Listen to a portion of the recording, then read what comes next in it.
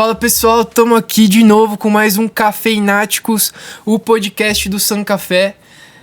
O podcast que faz com que a gente queira gerar o que um cafezinho pode proporcionar. Eu sou o Elvio, diretor da San Café. Esse aqui é o Samuel. Fala aí, Sapeca. Eu sou o Gustavo. Não, eu sou o Samuel. Crise de identidade, né? Essas horas fica confuso. O Gustavo não tá aqui hoje, então quis falar só dele. Eu sou o Samuel, também sou um dos diretores lá da San Café e da Dontec. Hoje a gente tá aqui com um cara diretamente da Faria Lima. Desvio pequeno. Desvio pequeno Faria Lima padrão. De Piracicaba, né? De Piracicaba. Hoje a gente vai ter um papo muito legal de mercado financeiro, de economia. O Fred é economista. Mas eu vou pedir pra ele se auto-apresentar. Vai lá, Fredão. Bom, eu sou o Frederico pros mais íntimos. Mas eu sou assessor de investimentos já há 3 anos, sou sócio do Grupo Etmos, sou economista de formação, então naturalmente vocês vão ouvir vários depende aqui na conversa hoje. Ixi, mas... E o apocalipse. O apocalipse, né? O economista ele nunca afirma nada e sempre tá pessimista com tudo. Mas vamos lá, vamos conversar, ver o que a gente tira desse papo aqui. E tomar um café, né? Que eu sou suspeito pra falar, mas o café de vocês é bom pra caramba. Pô, obrigado. Cara, pra começar, queria falar assim, a gente é cliente de vocês, né? Tanto eu sou na pessoa física quanto na pessoa jurídica. Mas eu queria que você desse um panorama geral do qual é o seu trabalho e qual é a principal dor do cliente e solução que você fornece para ele. O que você escuta muito sobre investimento, sobre assessoria que você faz? Bom, vou começar então do começo, tá? Uma pergunta foi meio complexa, né? Dá pra esticar bastante. Mas a ideia do trabalho do assessor, ela é bem simples, né? A gente tem um mundo à parte hoje, que é o mercado financeiro. A gente tem ali N termos, a gente tem... Ontem, por exemplo, certeza que vocês viram alguma thumbnail com alguém com cara de susto falando da taxa Selic. Subiu, o que vamos fazer agora, como se ninguém soubesse que ia subir 1%. O Banco Central nem tinha avisado já que ia ser esse o aumento, né? Mas o nosso papel é basicamente fazer uma tradução. Eu tenho que entender o que o meu cliente quer, o que ele precisa. Eu tenho que saber como está o patrimônio dele hoje, o que ele tem hoje e o que ele quer para o futuro. E aí eu vou começar a estruturar um plano para ele que ele saia de um ponto A para um ponto B, certo? No menor tempo possível e com o menor risco possível. Então, a hora que ele cair na corretora, ele for falar de investimento, ele vai ter o que ali na frente dele? Aquilo que a gente tem e não entende no começo. CDB, LCI, LCA, RDB, vai ter debênture... A sopa de letrinhas do mercado financeiro. Que já morre na renda fixa, o cara já não quer nem saber de ação. Né? Quando a gente fala de ação é pior, porque ele cresce ouvindo que bolsa é risco. Né? Tem que ter É como fala cassino. Que é cassino. Que é Nossa, cassino a bolsa. Isso me irrita de um jeito, cara. Mas a gente tem, então, um mundo ali que não é um mundo que a gente cresce conhecendo. Ninguém nasce sabendo ou tem na escola uma disciplina de educação financeira. Muito menos voltada a produto. E aí a gente pensa o quê? Qual que é a realidade hoje aqui no país? Eu vou trabalhar minha vida toda. Eu vou acumular ali um padrão de vida cada vez maior. Vou juntar um patrimônio cada vez maior também. Chega ali aos meus 55, 60 anos, eu vou decidir me aposentar. Seja porque minha saúde já não está mais tão boa, eu quero tirar um pouco o foco do meu trabalho. Seja porque eu quero começar a curtir a vida. Eu já trabalhei 40 anos, né, desde que eu me formei, ali dos 20 aos 60. E aí eu vou descobrir o quê? Que eu contribuí a vida toda pro INSS. Isso não será suficiente, né, pro português mais literal. Para a famosa pirâmide financeira a governamental. Pirâmide previdenciária. E aí o que acontece? Eu vou descobrir que no melhor dos casos, eu vou ter ali uma renda de uns 6 mil, que vai ser tributado ainda. E que isso na minha idade mal vai pagar o plano de saúde que eu vou precisar. Porque por mais que o nosso SUS seja eficiente, certo? Eu tô falando que o SUS é eficiente aqui. Mas ele isso é polêmico. Vamos lá, vamos falar de polêmica. O SUS seja cara, eficiente, o SUS é eficientíssimo quando você tiver sem perna, quando você tiver finalmente. Quando você tiver com câncer. Preventivamente, o SUS, infelizmente, gente, não funciona. Exames é horrível, a prevenção da promoção da saúde é horrível. Agora, quando você tiver no estado de calamidade, funciona muito. Mas no estado de calamidade, infelizmente. Exato, nas últimas medidas. Aí, né? Mas a ideia é o quê? Eu vou descobrir lá na frente que às vezes o que eu não juntei ou o que eu contribuí uma vida inteira não vai adiantar de nada. Então a minha decisão de se aposentar, ela ou vai ter uma qualidade de vida muito pior do que a que eu tinha antes, ou ainda eu não vou me aposentar, se eu tenho uma família para sustentar, por exemplo. Então o papel do assessor é o quê? É entender se esse é um dos focos do cliente. Se o cara está investindo para se aposentar, se o cara está investindo para ter uma tranquilidade, né? Cada um vai ter um objetivo ali. Tem cara que tem família, tem cara que não quer saber de família, certo? E a gente tem que entender, tem que mapear isso, trazendo aí sim um CDB aqui, um RDB aqui, um LCI de outro lado, para que esse investimento, nessa trajetória de construção de patrimônio, ela seja mais segura possível. A gente pare de olhar investimento como risco. Por quê? Assim, o assessor ele não consegue trabalhar pelo cliente. E eu nem me atreveria a fazer isso. Eu não entendo nada de café, além de tomar o café que vocês fazem. Certo? Que é muito bom, de novo, fazer o comentário. Diga-se de passagem. Diga-se de passagem. Igual o Neto. Começa a rasgação de seda aqui, né? Mas eu não entendo nada do café. E eu não faria, com a qualidade que vocês fazem, metade do serviço que vocês fazem. Só que eu entendo de investimento. E, do mesmo jeito que vocês constroem patrimônio, às vezes por não olhar ou por não entender como funciona a segunda parte, que é cuidar do que vocês já construíram, vocês perdem com a mesma velocidade que vocês ganham. Aí vem taxa abusiva do banco, vem taxa de administração alta, vem produto que não está alinhado com você, vem capitalização no meio. Meu Deus do céu, quando cai capitalização dá dor de cabeça até, mas aparece. Então a gente começa a fazer o quê? A cuidar de algo que já está sendo sólido. Eu acho que todo mundo devia ter um assessor de investimento, devia ter educação financeira suficiente para quê? Para poder cuidar pelo menos do que já construiu. Né? Porque por não conhecer, a gente entra em financiamento aos 20. A gente logo que faz 18, a gente financia carro. Aí quando a gente para fazer a conta, a gente pagou 3 carros num carro que já não vale o que valia. É antecipação de sonho, né? Total. Né? Então... Tô vendo você tá falando umas coisas meio que te chateia. Vamos já. Os mitos que tem aí, as promessas que tem. Fala um pouco dessas coisas. De dinheiro fácil, rápido. Então, cai uns caras assim pra vocês tentar atender e aí vocês já cortam? Como que é? Cara, sobre promessa de dinheiro rápido. Isso é um negócio que fascina muito, né?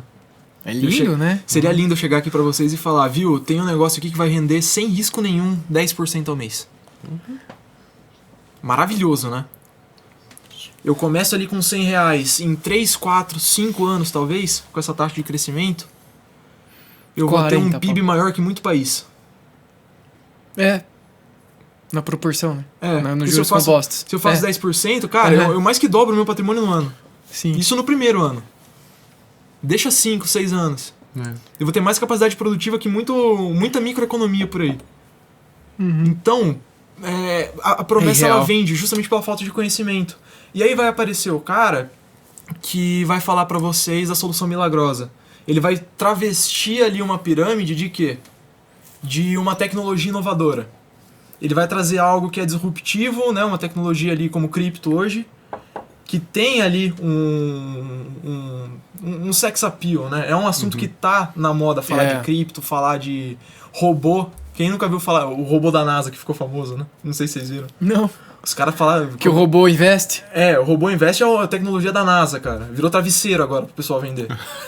Mas... pro cara tentar dormir tranquilo. Pra você pôr a cabeça lá. Pro cara dormir tranquilo. O dinheiro tá rendendo. Por cima, né? Vendendo dinheiro. Mas então, vende. Vende por quê? Porque a gente não sabe dizer se dá pra fazer ou não.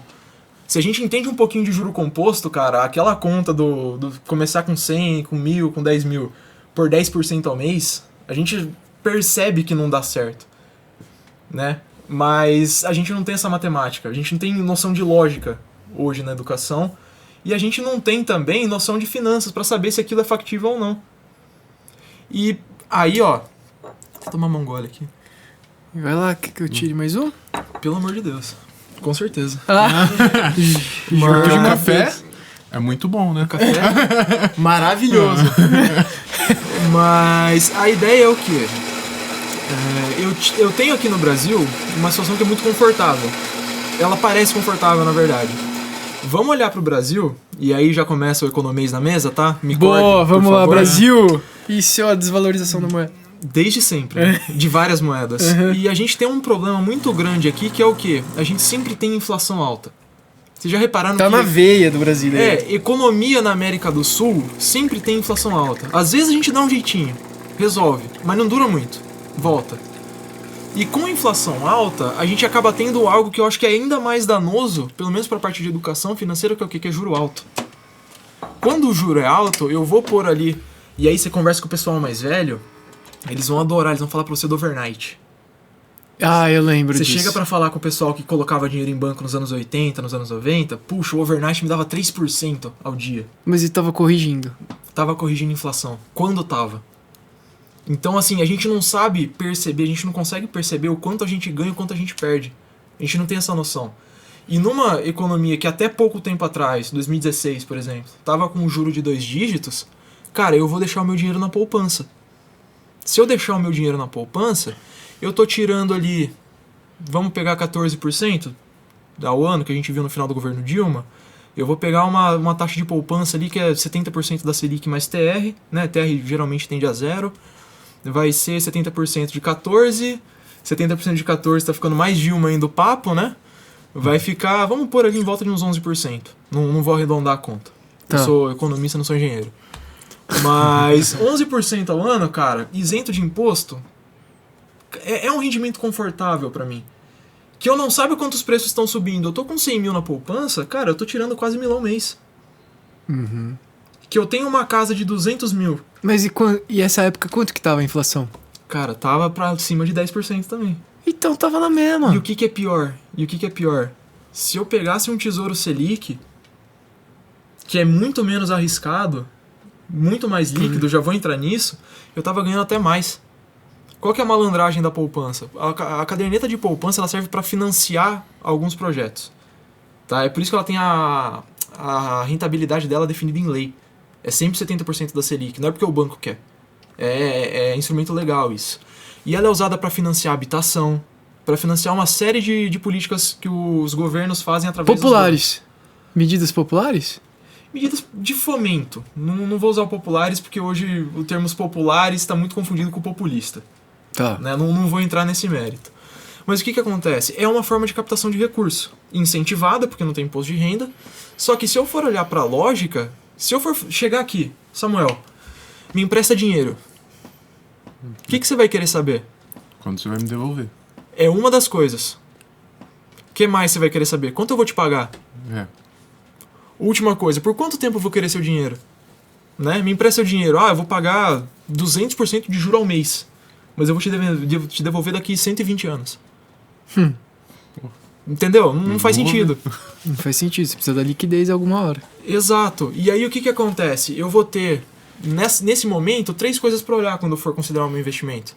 Eu vou ter prazo, eu vou ter rentabilidade e eu vou ter risco. Como é que eu faço para saber se o meu investimento é bom? Eu tenho que ter ali, por lógica, o quê? O mínimo que eu deveria buscar, o mais líquido possível, que hoje é um dia. D0. D1 de hoje para amanhã. E o mais seguro possível. Então, se eu for pensar no que é o dinheiro mais seguro hoje, é eu emprestar para quem na teoria não pode falir. Quem que na teoria não pode falir? Quem imprime o dinheiro. A nação. Governo. Tesouro Nacional. Então, eu emprestar dinheiro para o governo, comprar ali um Tesouro Selic, é eu basicamente fazer o investimento mais seguro que tem. Aí a gente pode já expandir daqui a pouco para uma outra discussão, que é o quê? Imprimir dinheiro tem risco? Pra caramba. Mas de toda forma, que o meu dinheiro não vale mais nada, eu ainda vou receber ele. Então eu estou protegido dessa forma. Qual que é a liquidez de um tesouro pós-fixado? Né? Contra o emissor, é uma dívida, certo? Então o Tesouro Nacional quer captar para daqui 2, 3, 4 anos. Ele só vai ter obrigação de devolver o dinheiro daqui 2, 3, 4 anos. Só que é um título muito, né? É uma dívida ali, é um investimento que todo mundo quer. Por quê? Porque é seguro. Então se eu quiser amanhã vender pro Samuel, vender pro Elvio, a gente vai negociar isso. Quanto que vai estar valendo? Muito provavelmente o que valia no dia anterior, corrigido pela Selic do dia.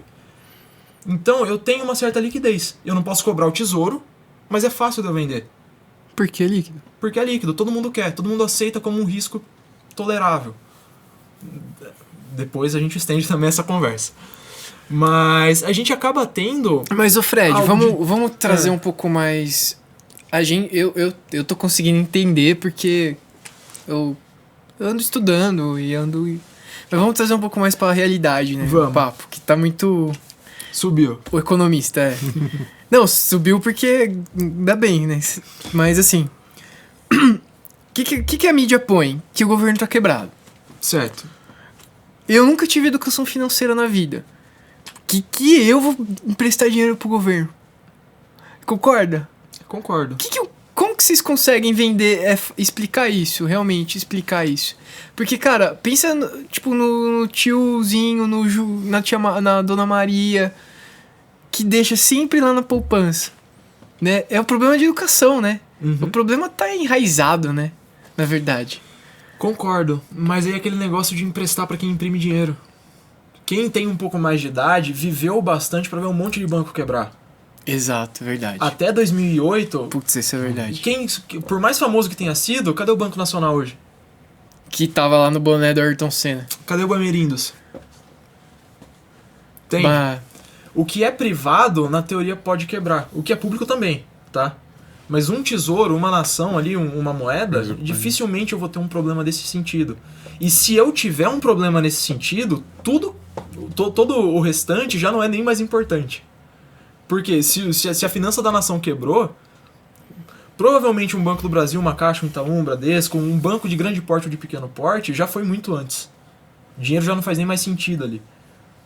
Então, concordo, a mídia é muito alarmista, mas quando a gente para pra pensar...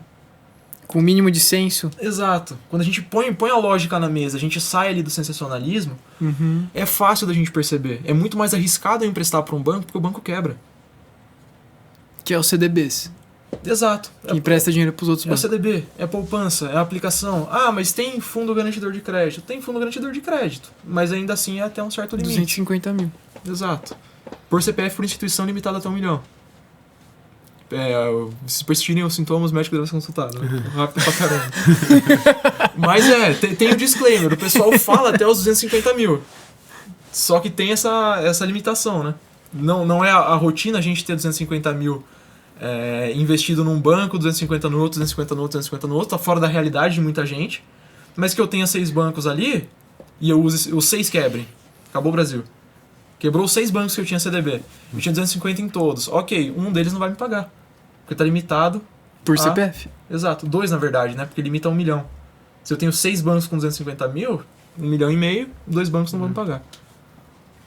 Entendi. Nossa, Mas loucura. cara, a gente entender como funciona o sistema financeiro, eu acho que devia ser matéria dentro da escola. Sim, total. Até pra aplicação prática de matemática, cara. Ia ser muito da hora isso. É bacana mesmo esse assunto. Eu acho que devia mudar mesmo, cara. Não tá, eu li só superficialmente, mas tá mudando o esquema da escola. Não vai entrar uma parte de financeiro agora? Vai. O MEC ele tá dando capacitação. O ano que vem vai entrar um novo... Eu acho que é no colegial mesmo que vai ter. Que vai ser um diferente. Acho que vai ter uma parte de financeiro também. Vai sim. O MEC ele tá dando uma capacitação para professor para poder abordar educação financeira. Mas aí eu vou puxar um outro ponto aqui, até para fazer uma pergunta para vocês como empresários hoje.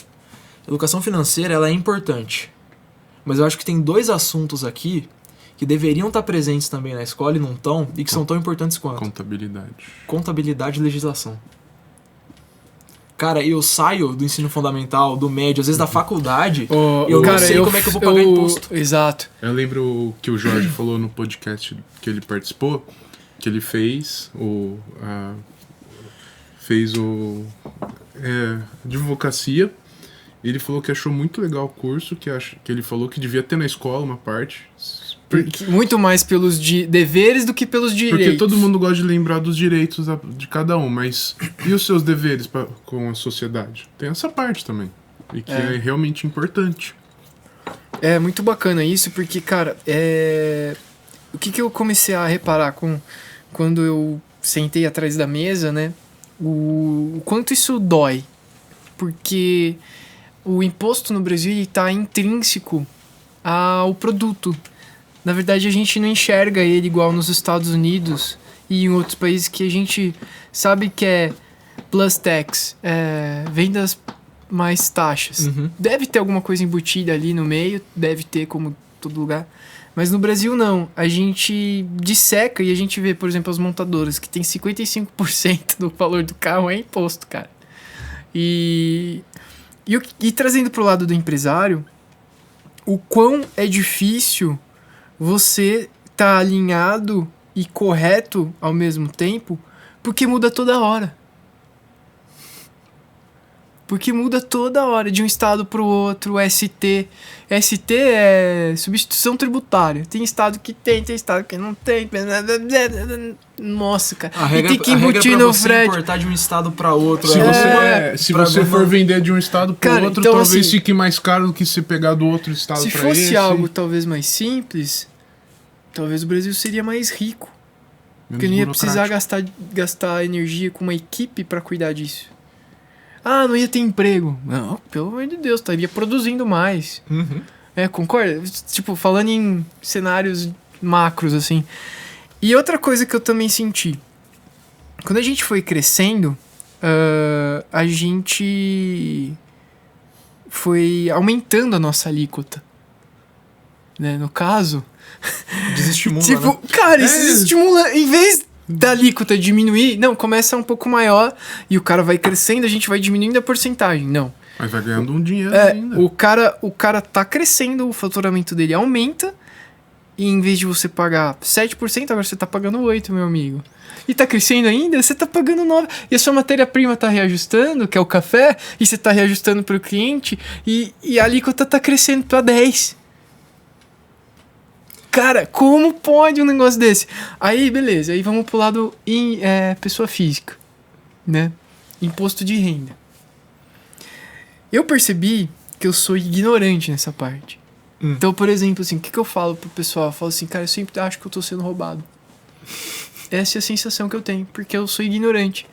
Eu sempre falo isso pro Samuel, que cuida mais da parte de máquina, e pros clientes. Eu falo, o cliente ele não entende nada de máquina.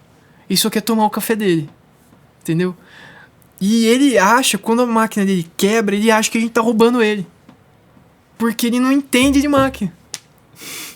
Então tem que ser muito bem explicado, tem que ser muito bem falado. Porque ele acha que a gente tá desparafusando a máquina pra máquina cobrar mais dele. É isso que eu sinto da contabilidade. Você já fez um serviço que você acha que você tá sendo roubado, mas você não entende nada? Ou mulher que vai no mecânico. É a mesma coisa. Porque o cara começa a inventar que a mola estragou. Tem gente que faz isso. Mulher infelizmente nada, no Brasil. Eu vou no mecânico, já não sei o que o cara tá falando. Pô. Desculpa. É que assim, a gente... Nós mesmo. É que assim, eu não entendo nada também. Foi mal. Nossa, falei mal. Me expressei errado, pelo amor de Deus. É problematizar agora a minha fala.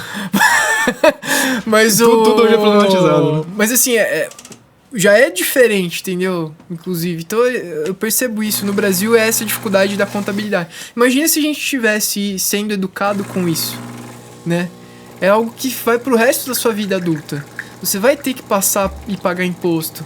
Você vai ter que entender como que é o Brasil. Você vai ter que entender que, na verdade, o Brasil, ele quer você ignorante. Você vai ter que entender que os bancos querem você ignorante. Né? Então, como que... É um tema muito complicado, né? Um pouco diferente. Eu achei bem conspiratório isso, viu? Sabe o que eu penso? Eu penso assim... Mas né, mano? Tá conspiração? Você vai ver os Estados Unidos, vou dar o exemplo, que é um país que eu tive um contato, que eu tenho tios lá. O que acontece? Você, até em filme mesmo, se reparar, as próprias pessoas fazem imposto de renda delas. Sim. Muita pessoa tem o curso para consertar o próprio carro. Gente que tem jardineira, gente rica lá. O que acontece? Porque isso são serviços caros. E o jardineiro ganha bem, né? Exatamente, porque são serviços caros. Aqui no Brasil não, é tudo muito fácil. Bem ou mal você pagar para um cara fazer um imposto de renda para você não é um absurdo. Então daí o que faz? Facilita. Ou seja, pessoas são preguiçosas. Se vez você pegar para fazer, dou um valorzinho, o cara faz para mim. Mas vamos falar... Tava muito conspiracional, então, meu papo. Eu achei muito conspiratório. Não, fulano quer que a gente não saiba disso. Não, me expressei mal. Não, é uma máfia.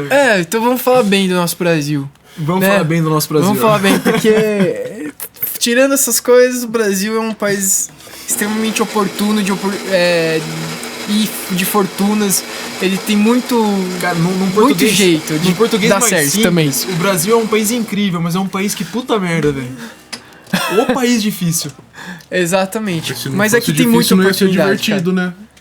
Aqui tem muita Então, oportunidade. eu não lembro de ter escolhido a dificuldade no começo do videogame, tá ligado? Eu devia ter corrido pro easy ali, cair no very hard aqui, mas... Não, e eu converso, isso é legal, mas eu converso com meu tio, que ele é homem de negócios lá, né, nos Estados Unidos. Ele não entende, cara. Ele não entende as coisas, sério, meu. O que é o 13º? Ele pergunta, cara, ele fala assim, ele não consegue entender. Mas enfim, vamos falar de outro assunto.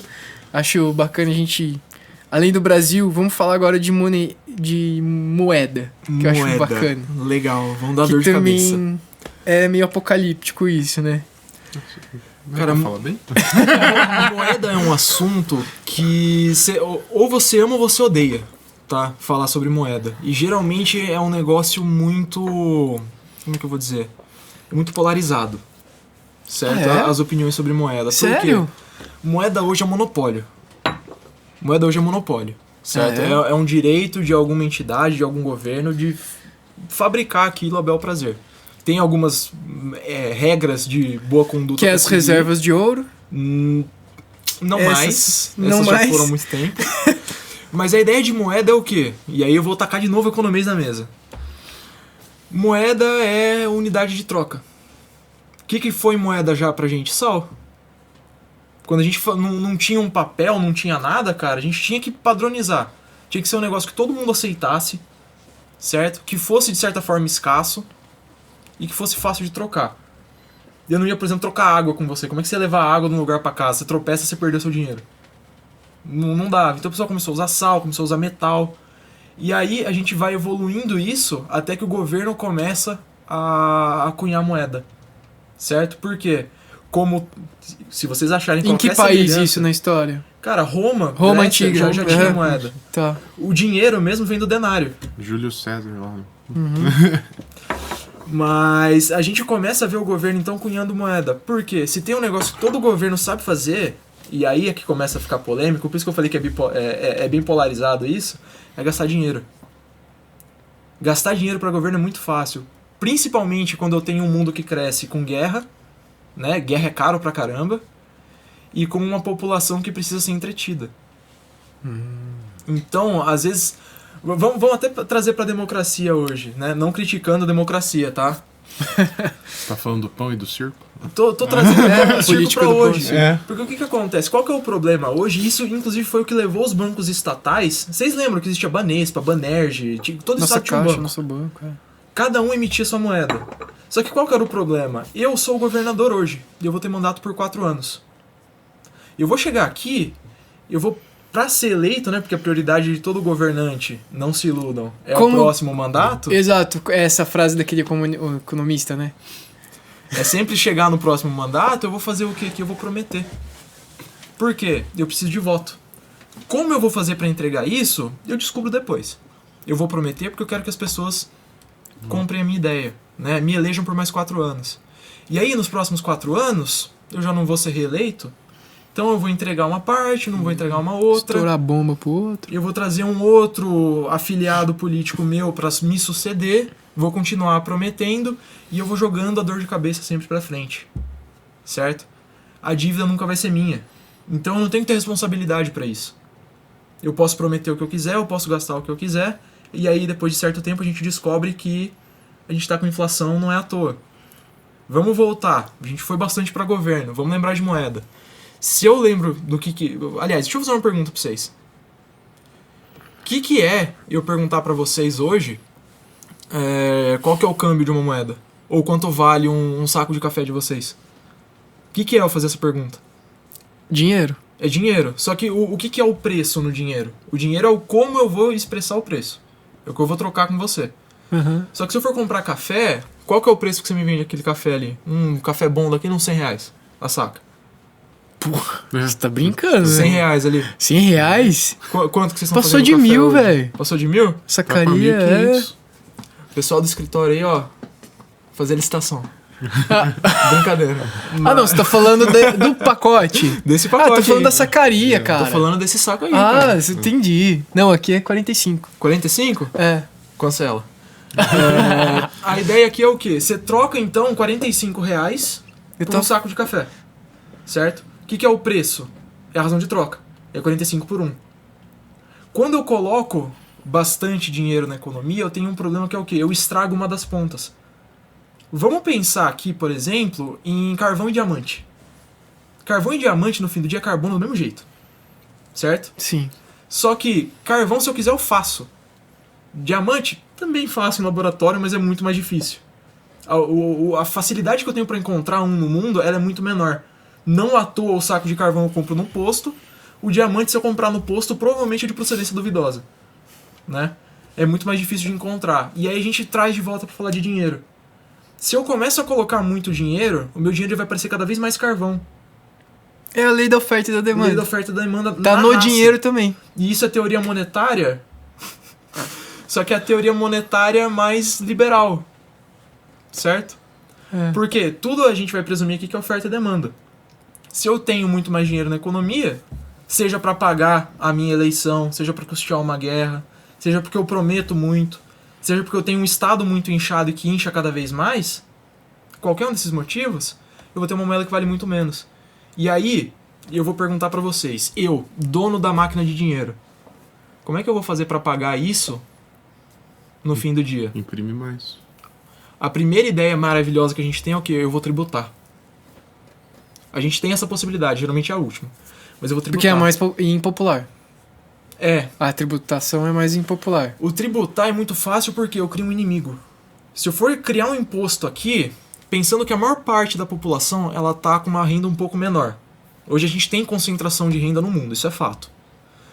Eu vou colocar então o apoio, eu vou convocar o apoio dessa população para eu tributar uma classe menor. Certo? É muito mais fácil eu aprovar um imposto sobre uma minoria do que sobre uma maioria. E aí o pobre paga. E quando eu... Não o pobre paga. Eu vou falar pro pobre que eu vou tributar o rico. Ah, tá. Hoje E o pobre daí é quem o mais pessoal- paga imposto, tá? É. Eu Hoje sei. o pobre é quem mais paga. Mas eu vou falar que eu vou tributar o rico. Por quê? Porque eu passo uma boa imagem minha. Facilita minha imagem com a população também. Então eu vou começar a subir imposto. Vou começar a tributar o rico. E eu tributando o rico, eu vou começar a perder a eficiência na geração de emprego. Por O quê? rico manda dinheiro pra fora. Exato. E aí aqui dentro, o que eu poderia às vezes estar pagando de salário, eu estou pagando de imposto, então eu vou contratar menos gente. No fim do dia todo mundo perde. Por um problema que é o quê? É um estado muito grande ou é uma política de pão e circo, né? Pra usar o papo do Samuel. Mas o problema é sempre o mesmo. Eu estou gastando mais do que eu preciso e para isso eu vou jogar mais dinheiro na economia. Certo? Certo. Beleza. Deixa eu fazer uma pergunta para vocês. Até pra... Ó, a inflação tá legal, o assunto. É. Eu me empolgo quando eu falo. Mas se a gente tiver que fazer uma pesquisa bem rápida aqui, se eu dobrar o preço da cesta básica, ou se eu tiver um IGPM de 40% para corrigir o aluguel, isso vai afetar mais quem ganha o salário mínimo ou quem ganha 10 salário mínimo? Quem vocês acham que vai sofrer mais? O salário mínimo. Um salário mínimo, certo? Certo. Porque às vezes o cara não vai nem conseguir pagar mais. Um arroz, um café. É. Exato. Então, o que eu tava fazendo aqui então? Só para encadear as ideias desde o começo e não ficar confuso. Eu tenho um problema que é gasto público, né? Que é o monopólio do dinheiro. Se eu tenho um monopólio do dinheiro ali e esse dinheiro está sendo imprimido por conta de um estado grande, querendo ou não, eu vou trazer inflação. Que eu traga essa inflação, quem vai pagar a conta é o mais pobre. Que votou em mim para eu me eleger Eu prometendo preciso. mais. Então, o que acontece aqui? Eu tenho um problema de educação.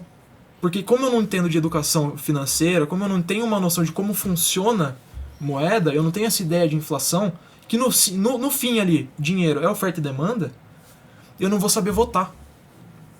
Se eu não vou saber votar, com perdão da expressão, vão passar a mão na minha bunda. Vão tirar um dinheirinho aqui, vão tirar um outro dinheirinho ali.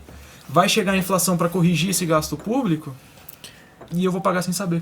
E quando que você vai se candidatar? Então, a minha legenda é... Aonde também, né? Que você tá vivendo um monte de cidade agora, né? Você... Pô, isso é verdade, cara. Isso é verdade. Então vai ser Mas- deputado. Falar um pouquinho mais do o que você tá fazendo, parte do seu trabalho realmente, como você tá, assim... Cara, o meu trabalho é ter um papo desse com todo mundo. Cara, esse papo é sensacional, que faz a gente... faz o economiquez que a gente vê na TV a realidade. Você foi falando e perguntando pra gente. A gente toma atenção e a gente vai entendendo a sua linha de raciocínio junto com você. Isso é sensacional, cara. Na conversa com o cliente, geralmente, eu não chego na parte do voto, é bem polêmico. Tá. Mas o meu papel é exatamente esse. Eu tenho que entender, por exemplo, como que vocês estão hoje, pra onde vocês querem chegar, e eu tenho que trazer contexto. Porque a maior parte das decisões erradas que a gente toma, seja para investimento, seja para negócio, é porque a gente não conhece.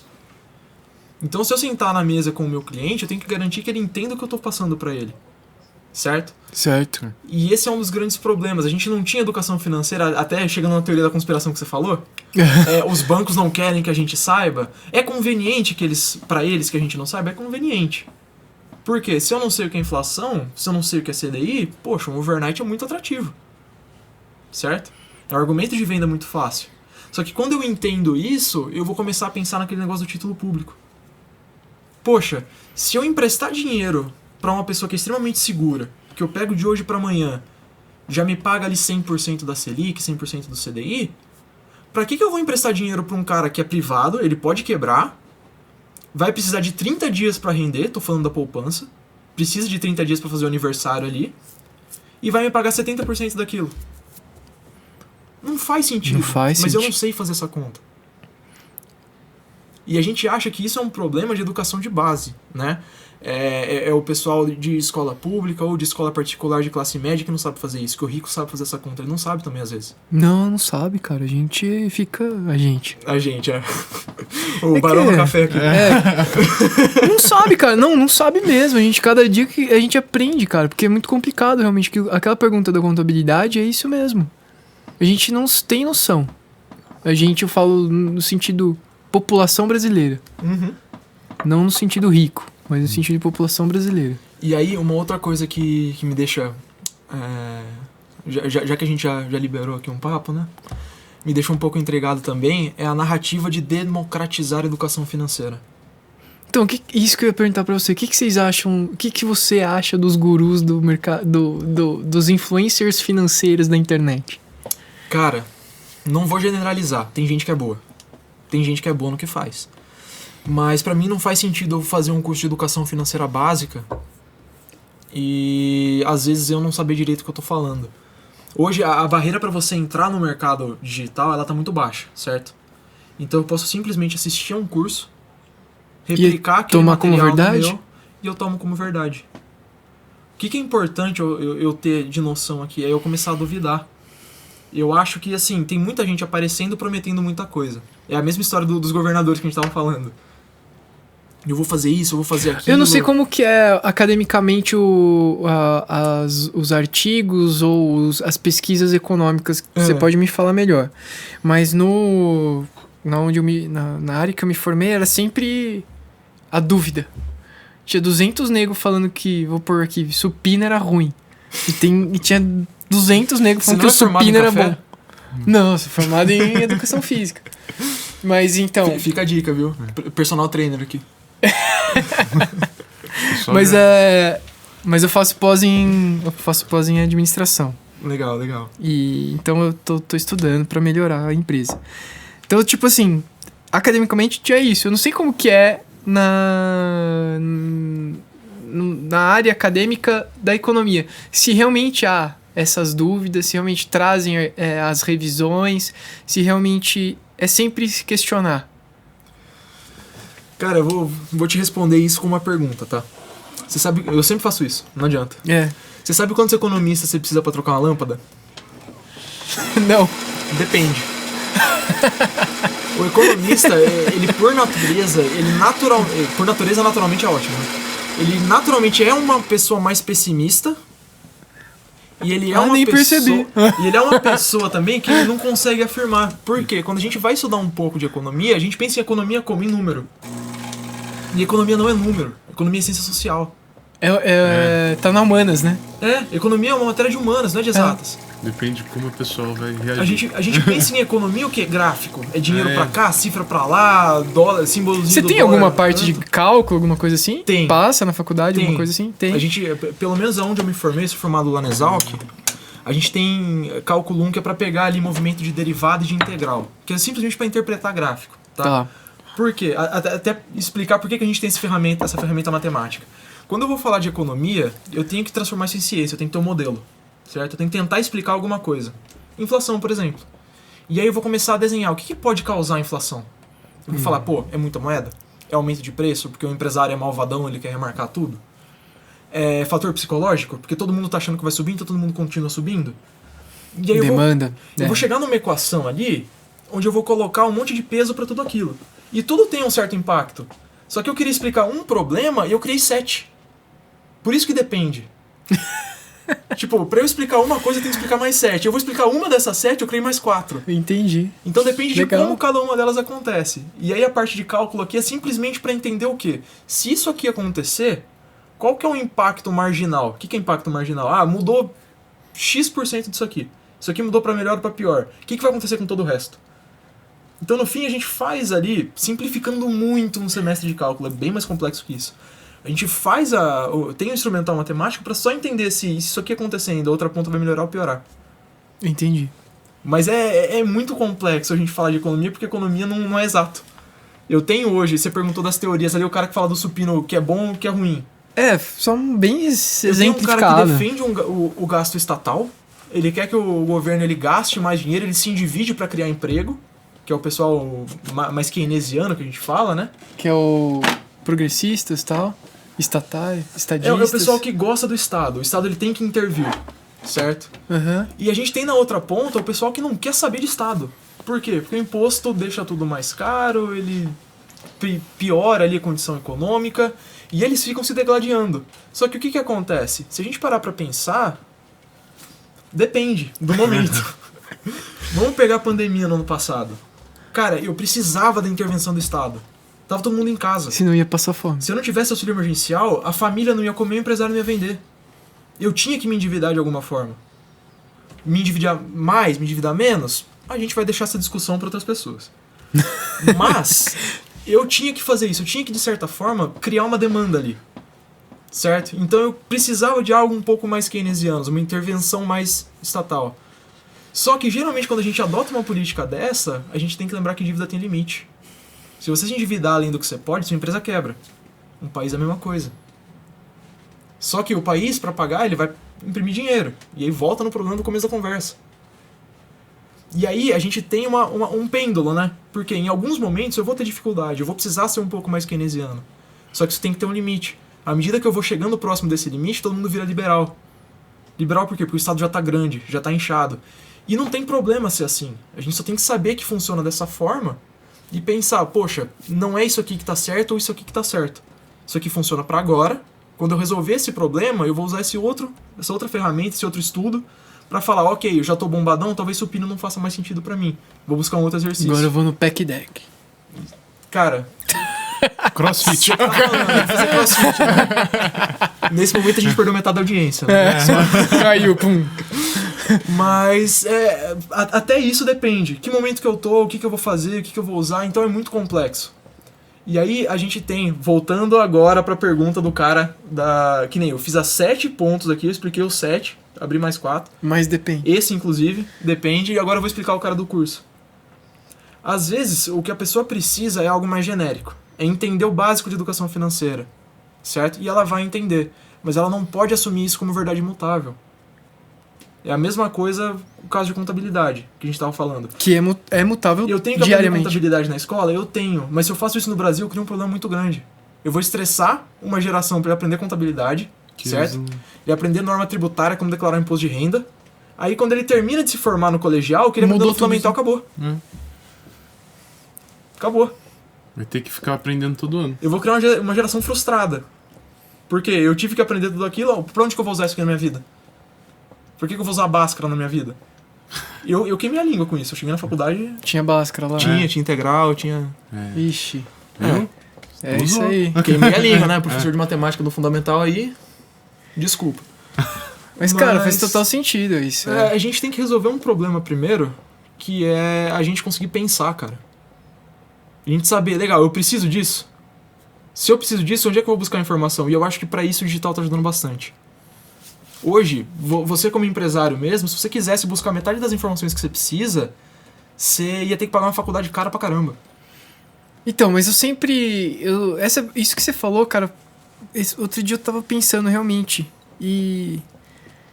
Às vezes a gente tá com uma dificuldade enorme em determinado assunto. E normalmente a primeira pergunta que talvez a gente tem que responder é: quem? Quem pode me ajudar? Né? Então, tipo... E até onde essa pessoa pode me ajudar? Até onde essa pessoa sabe? Até onde ela sabe. Ou pedir ajuda pra ela indicar alguém que passou da jurisdição dela. No sentido, né? Uhum. E realmente, cara, tipo, por exemplo... Eu gosto de traçar esse assunto bem importante, porque no meio da pandemia, quando deu em março de 2020, eu falei, cara, pra quem que eu vou ligar? E uma das ligações foi pro Lucas. Justamente porque eu não sabia o que fazer. E aí as dicas dele... parênteses aqui, Lucas, meu sócio, trabalha com a gente lá na Etmos, fala sobre investimento, tá? Continue. O pessoal que não conhece o Lucas... Porque ninguém falou do Lucas até agora. E aí, cara, ele falou, Elvio, dinheiro na mão, a gente não sabe o que vai ser. Dinheiro na mão, fica com o dinheiro o maior tempo possível com você. Cash is king, que é os termos, né, que tava na época. E estoque baixo. Just in time total. Eu fui buscar uma sacaria de café pra torrar, pra vender, cara. Eu gastei... não compensava o frete, né? Uhum. No caso, buscar um. Mas naquela época eu fiz isso. E compensou. Entendeu? Então, porque eu fui pedir ajuda pra quem? Quem pode me ajudar? É tudo isso que você tá falando, cara. Isso é fundamental. Cara, e isso é importante pra caramba. A gente saber quem pode ser referência, quem consegue ajudar. Não é isso, é saber também os seus limites, né? Porque todo mundo tem um limite de conhecimento, ou de até, assim, vamos falar limites físicos. Você precisa de ajuda dos outros. Você tem que saber a hora que perguntar. Daí você vai, quando você sabe a hora que perguntar, daí você vai atrás de quem que é e até quanto essa pessoa também pode te ajudar. Mas, cara, você já percebeu que assim, eu não sei vocês, mas eu penso que geralmente quanto menos a pessoa sabe, menos ela sabe que ela não sabe. Mas isso é experiência de vida. Calma aí, né? vamos lá. Peraí, que faz eu esse... economia pra mim tem filosofia calma aí, aqui. calma aí, vamos lá. Faz esse trava-línguas de novo aí. Quanto menos a pessoa sabe, menos ela sabe. Eu só sei que nada sei. Menos ela de fato sabe. Porque eu não sei que eu não sei se eu não tenho perspectiva pra isso. Mas isso daí é você querer, né? Você Não é necessariamente. Não necessariamente. Vocês abrindo a empresa de vocês hoje, certo? A gente quer demais. Vocês querem demais. É. Vocês sabem o quê? Que existe imposto, existe cliente, existe venda. E acabou. É. Daqui pra frente vocês vão dar com a cara na parede e vão descobrir, ó, pra vender eu vou ter que montar esse processo. Pra imposto, eu vou ter que analisar vários dependes. Ou seja, talvez eu focar nisso aqui não seja eficiente. Mas agora eu sei que eu não sei isso aqui, eu vou ter que buscar outra pessoa. Eu entendi o que você tá querendo dizer. É um exemplo do que a gente falou com o podcast com o Ari e com o Trevisan. A gente não tinha noção do que a gente precisava. É tirar a venda dos olhos. Uhum. É tirar a venda dos Mas olhos, assim, cara. quando Exatamente você se isso. cerca de pessoas assim, chega um momento que chega alguém. Vai chegar alguém que vai tirar a venda dos seus olhos. Cara, eu concordo, mas não necessariamente. Mas tem que ter a mente aberta. Eu concordo, mas depende, é ótimo. Né? É. Porque assim, geralmente a gente tá próximo de pessoas que têm um alinhamento ideológico muito próximo da gente. É. Querendo ou não, a gente tá tomando esse café aqui porque a gente pensa um pouco igual. Né? Pelo menos na maior parte das coisas a gente deve concordar. Por quê? Porque senão eu vou brigar com vocês. Não é. Jogar Não é verdade? xícara pra... Na verdade, a Não, gente briga por torcida de futebol, gente. É. A gente vai brigar por muito menos. Eu não. Você- Graças a Deus, eu- não não, eu faço também não, isso. generalizei, Eu não faço isso, não. Não faz não? Imagina. Não. Eu não ligo. Não liga? Não, isso Tem eu uma não galera ligo. que nem sabe que time eu torço. Que time você torce? Eu torço pro São Paulo, cara. Mas eu sou de boa. Entendi. Eles não me pagam pra torcer? Não, já vai começar a zoar. São Paulo, CrossFit, é isso. Já vai começar a lista. Eu não falei nada. Ah, eu sou Palmeiras, tá? Eu não sou São Paulino, não, tá? Mas que nem eu falei, eu não me pagam pra torcer e eu gosto Nossa. deles por causa da cor verde. Sem problema, É. cara. Mas a ideia aqui é o quê? Se você torce pra um time, você geralmente vai estar perto de pessoas que têm um gosto parecido, né? Aliás, Sim, você sim. provavelmente torce pro seu time porque alguém da sua família já torcia. Geralmente o seu time é o time do seu pai. Mas daí entra no que o El falou, você tem que ter a mente aberta. Porque pode aparecer gente E é o que que o é Ray Dalio diferente. fala. Você leu o Ray Dalio? Princípios? É. Livro de cabeceira. que... Então, ele fala da mente aberta ali num capítulo que... Aquele livro, Fredão, um dia a gente pode fazer um podcast do livro, pra quem leu. Acho bacana fazer podcast de livro. Eu topo. Próximo, hein, galera? Não perde. Mas assim, cara, aquele livro... Quando eu comecei a ler o capítulo do ego e da mente aberta, as páginas ali mais do 150, 200 e tal, mano, só parecia essa porrada na minha cara, velho. É interessante aquilo, né? Essa parte assim, do ego e da mente aberta. Eu concordo, mas eu não acho que isso é intuitivo. Ter conexões, ter pessoas pra ajudar, ajuda bastante. E aí eu fui redundante pra caramba, né? Ter pessoas pra ajudar ajuda bastante. Você mas tá muito... Não adianta nada se todo mundo pensa igual. Não, e a partir do momento que chegar alguém que pensa diferente, o natural não é a gente replicar. Mas é exato, por conta que mudança dói. Repelir. Você acha que foi flores fazer as mudanças lá com o pessoal? Não. Até hoje, não Tem hora que... Perguntinha bem simples pra já matar isso aqui. Você acha que você lê Princípios 5 anos atrás, você teria lido da mesma forma que você leu agora? Imagina. Você acha que daqui 5 anos, quando você ler de novo, você vai ler da mesma forma? Não. Não dá. É muito princípio. Vamos pôr aqui também na mesa. Não dá nem pra gravar quantos princípios são. Mas, cara, ele tem alguns princípios lá, algumas coisas que ele vai dissecando, que, cara, é muito legal. Pra mim, assim, nesse momento que eu li faz alguns meses atrás, serviu demais. Mas eu acho que vamos entrando agora na nossa empresa. Juro que eu não vou falar depende mais. Vai. Tá. Agora vai falar, sim.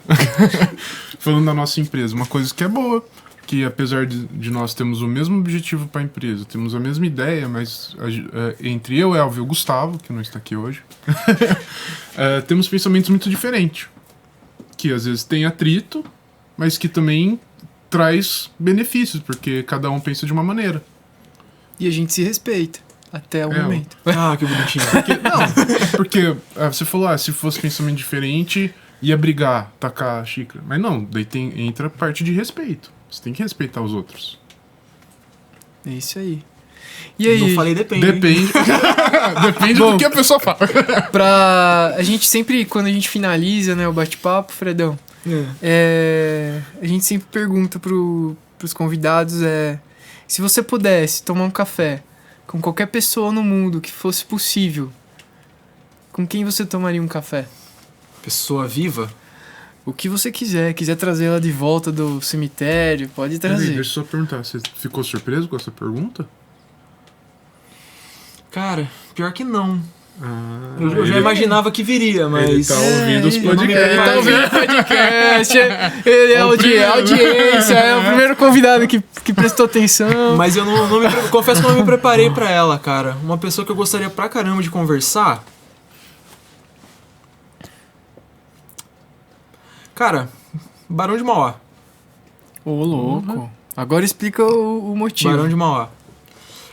O cara, em 1800 e quebradeira, foi um dos caras que mais fomentou a infraestrutura no Brasil. Que esse cara tinha de visão, eu acho que a gente não viu em muito brasileiro depois disso.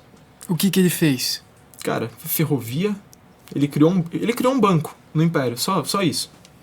Então, assim, geralmente o que vinha de inovação pra cá...